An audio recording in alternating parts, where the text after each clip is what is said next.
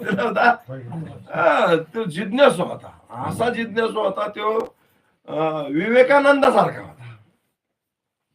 विवेकानंद तसेच होते. विवेकानंद शरीरानं धिप्पाड होते. जिज्ञासा इतकी तीव्र होती, तीव्र जिज्ञासा होती. ते कोण्या साधूला जाऊन भेटले की गळची बी धरायची, म्हणजे इथं धरायचे, सांगा देव कुठे. धिप्पाडची धिप्पाड डायरेक्ट इथं धरल्यावरती साधू घाबरून जायचे. ते म्हणायचे आम्ही स्वतः येत वा, स्वतः ते म्हणलं ते सोडून द्यायचं. कुठं कोणते सांगितलं की फलाने म्हणजे डोंगरात मध्ये एखादा साधू बसलेला आहे म्हणलं की तिथं जाऊन ते त्याला जाऊन भेटायचे, म्हणजे भेटायचे. त्याचा शोध तो सुरू होता. काय देवाचा शोध लागला पाहिजे. जिज्ञासा म्हणते त्याला. जसं एखाद्या माणसाला तहान लागली की तो कशी ती ओढ घेतो,